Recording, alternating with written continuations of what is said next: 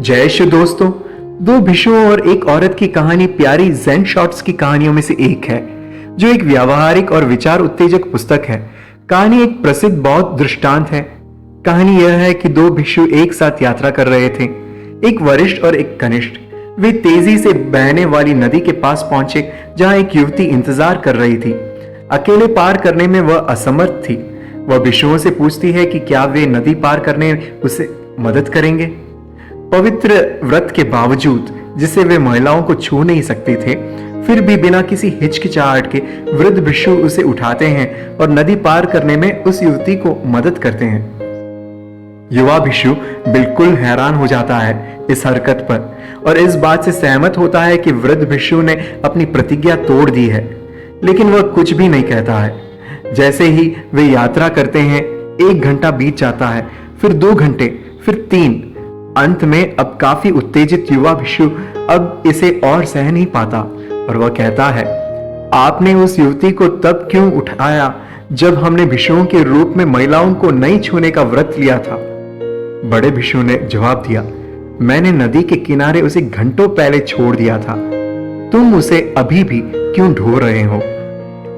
कहानी एक तरह से अतीत पर ध्यान न देने की याद दिलाती है, बल्कि वर्तमान क्षण में जीने का निमंत्रण देती है।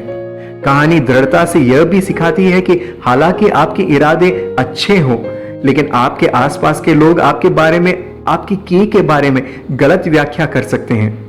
लेकिन अच्छा करते रहें। तीसरी सीख, हमें खुद को व्यक्त करने के लिए जीवन बिताना चाहिए और न कि दूसरों को प्रभावित करने के लिए। हम आज के सुसमाचार में यीशु को इन सिद्धांतों का पालन करते हुए देखते हैं। लोग उन पर आरोप लगाते हुए कहते हैं कि वह दुष्ट आत्मा की मदद से अब दूतों को बाहर निकालते हैं, लेकिन यीशु अपने मिशन के बारे में, लक्ष्य के बारे में अच्छी तरह से उनको समझ है। वह उन पर लगाए गए आरोपों पर परेशान नहीं थे, लेकिन वर्तमान को भलाई करते हुए जीना जारी रखते हैं। कुछ उसे संकेतों के लिए मांगते हैं, लेकिन वह कोई भी पेश नहीं करता है, क्योंकि वह जानता है कि उसे दूसरों को प्रभावित करने के लिए नहीं बुलाया गया है, लेकिन अपने वास्तविक स्व को व्यक्त करने के लिए, जो कि हो सकता है केवल उन लोगों द्वारा माना जाता है जो वास्तव में ईश्वरीय है।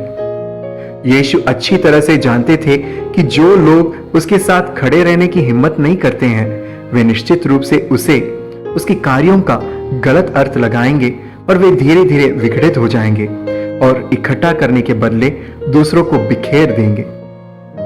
आइए अतीत पर रुकने के बदले यीशु के लिए, यीशु के साथ वर्तमान को जीने की हिम्मत करें।